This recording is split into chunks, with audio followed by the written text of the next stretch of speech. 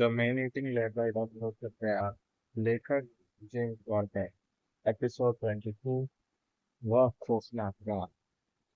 Jim Corbett लिखते हैं, चीड़ के पेड़ के अपने अनुभव के बाद कई दिन तक मेरा आदमपुर से कोई संपर्क नहीं हुआ।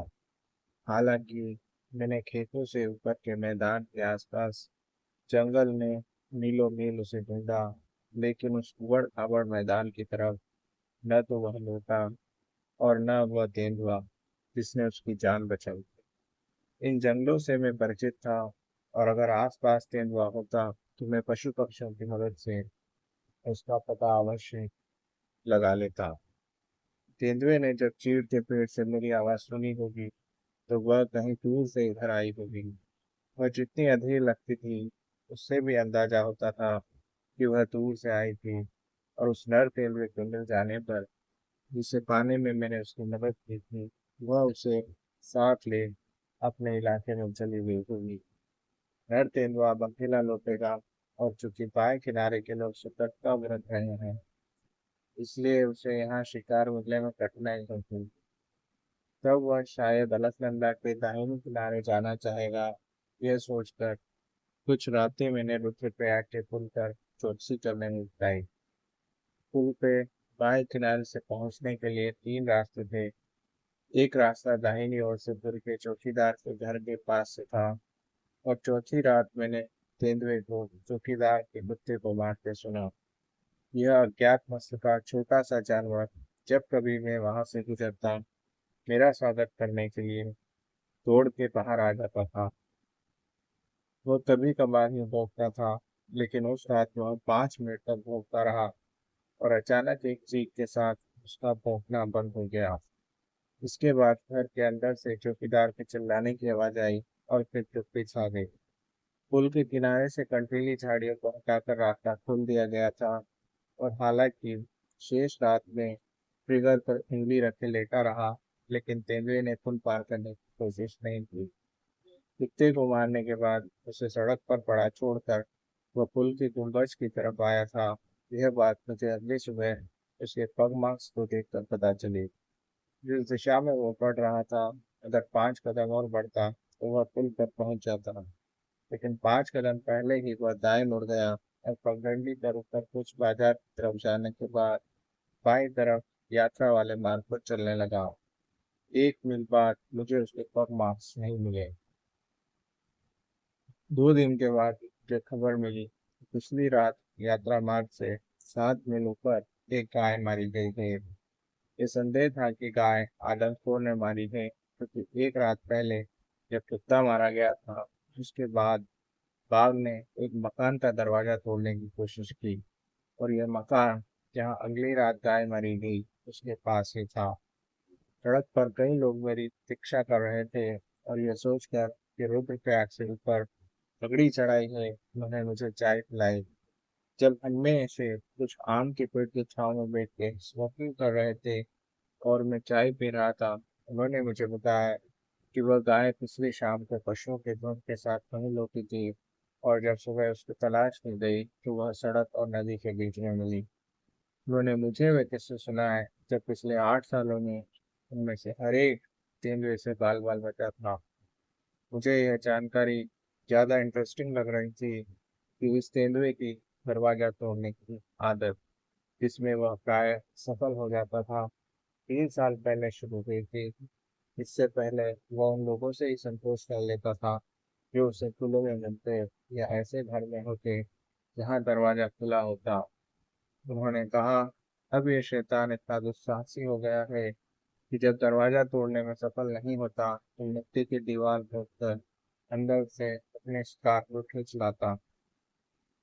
जो लोग हमारे पहाड़ी जनमानस और लोकातीत शक्तियों से उनके भय के बारे में वाकिफ नहीं है, उन्हें यह बात अब विश्वसनीय लगेगी कि उन लोगों ने, जिनका साहस जग जाहिर है, जिन्होंने युद्ध क्षेत्र में बड़े से बड़े पुरस्कार पाए हैं, अपने मकान का दरवाजा तेंदुए को तोड़ने दिया या अपनी दीवार खोदने दी। ऐसा उन्होंने तब करने दिया जब अधिकांश मामलों में कुल्हाड़ा, खुखरी और कई मामलों में बंदूक भी उनके पास थी। उन 8 लंबे सालों में मेरी नज़र में केवल एक मामला आया जब तेंदुए को प्रतिरोध का सामना करना पड़ा, और यह प्रतिरोध एक महिला ने किया था। वह घर में अकेली सोई थी और दरवाजे पर अंदर से सांकल नहीं चढ़ी थी। इस कमरे का दरवाजा अंदर की तरफ खुलता था, और इसके सहारे महिला ने अपना हाथ चिथड़े हो जाने के बावजूद स्वयं को बचा लिया।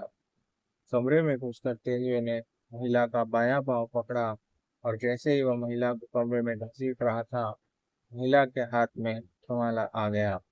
आगे से मुड़े गंडासे की तरह का यह हथियार पशुओं के लिए चारा काटने के काम आता है। महिला ने उस थमाले से तेंदुए पे वार किया।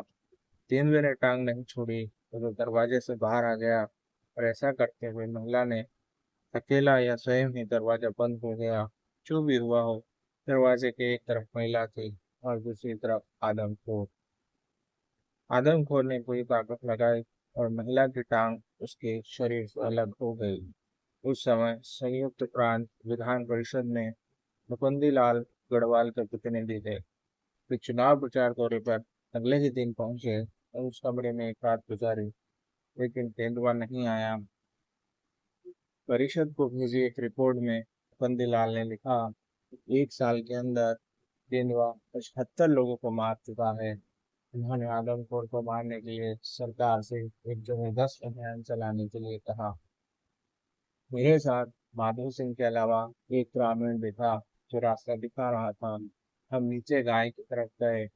गाय गहरी खो में सड़क से 2 फर्लांग नीचे और नदी से करीब 100 गज ऊपर मारी गई थी। खो के एक और बड़ी बड़ी चट्टानें थी, जिनके बीच घनी झाड़ियां थी, और दूसरी तरफ कुछ पेड़ थे।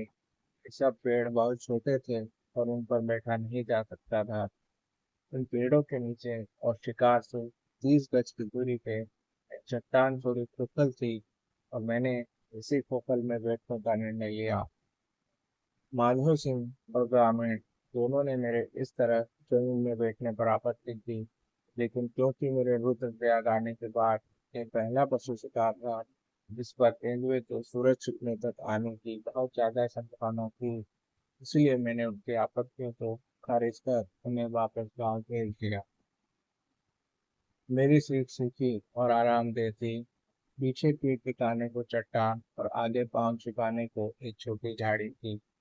मैं आश्वस्त था कि तेंदुआ मुझे नहीं देख पाएगा, और इससे पहले कि उसे मेरी उपस्थिति का एहसास हो, मैं उसे मार डालूंगा। मैंने अपने पास एक टार्च, एक चाकू और घुटनों पर राइफल रखी थी। मुझे लग रहा था कि इस अलग थलग जगह के तेंदुए को मारने के अवसर अब तक मिले अवसरों से बेहतर थे। बिना हिले डुले और नजर सामने की चट्टान पर बढ़ाए मैं शाम तक बैठा रहा। हर पल उस समय को नजदीक ला रहा था जब निशंक तेंदुए का शिकार करना लगभग तय था। जिस समय में प्रतीक्षा कर रहा था वह आ चुका था और गुजर रहा था।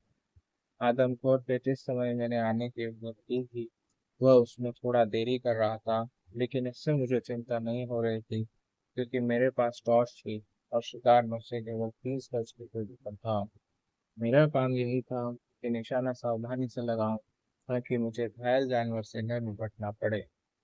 इस बीच गहरे बिहाड़ में गहरी शांति थी। पिछले दिनों बड़ी तेज धूप के कारण जमीन पे गिरे पत्ते जिन पर मैं बैठा था एकदम सूखे थे। यह एक और अच्छी बात थी, क्योंकि अब अंधेरा हो जाने के बाद भी सुरक्षा के लिए मैं आंखों के एवज में कानों पर निर्भर कर सकता था।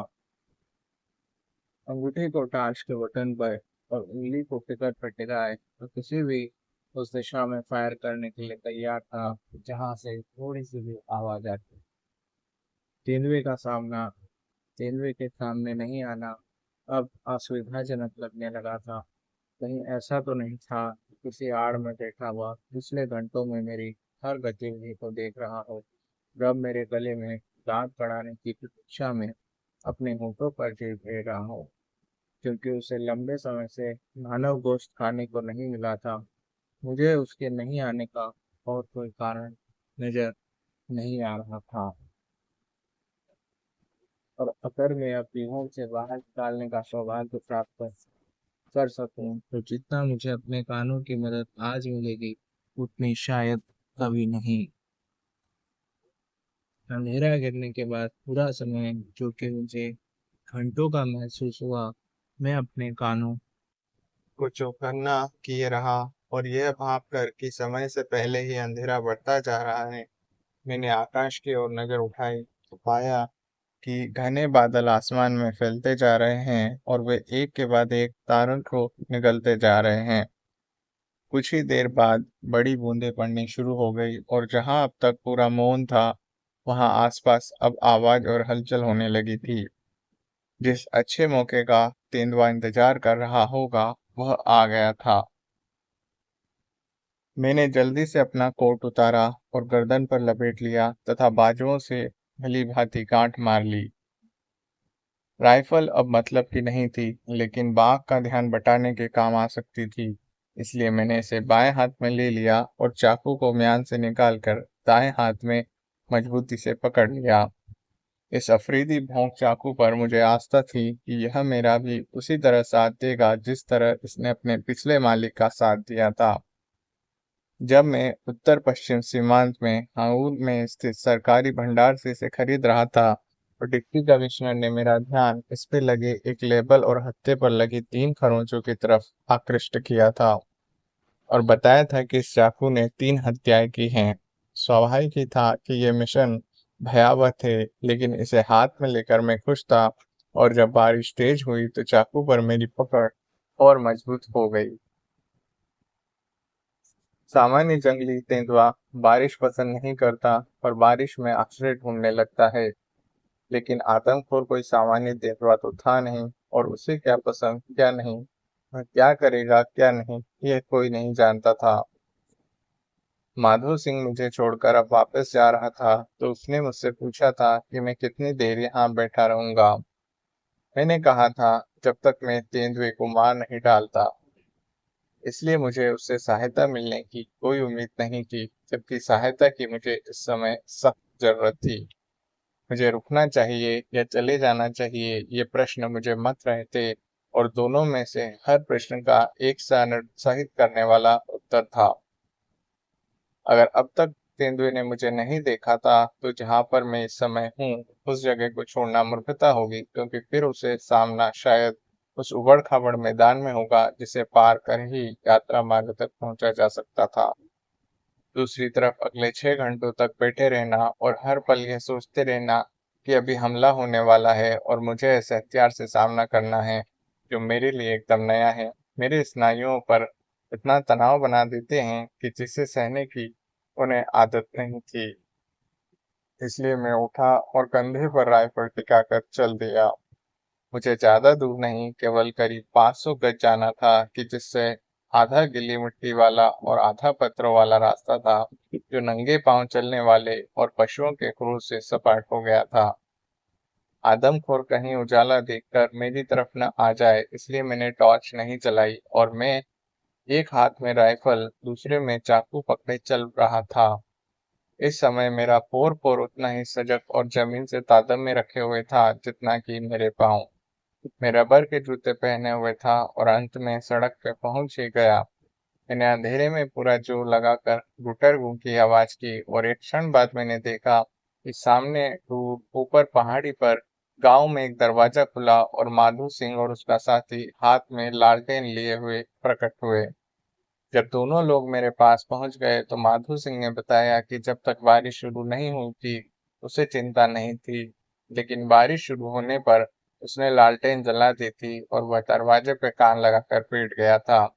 दोनों लोग रुद्रप्रयाग तक मेरा साथ करना चाहते थे, इसलिए हम 7 मील पैदल यात्रा पर चल पड़े। आगे बच्ची सिंह, फिर हाथ में लालटेन लिए माधो सिंह और सबसे आखिर में मैं। अगले दिन जब मैं लौटा तो मैंने देखा कि शिकार को छुआ नहीं गया था और सड़क में आदमखोर के गुजरने के निशान थे। जब तेंदुआ हमारे पीछे पीछे आ रहा था उस समय सड़क पर कहाँ थे यह कहा नहीं जा सकता।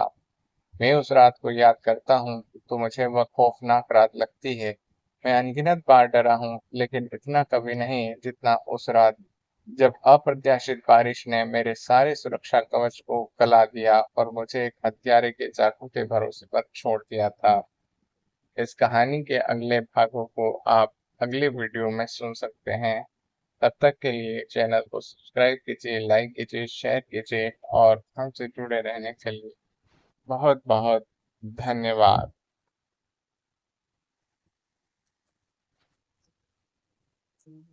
हाँ।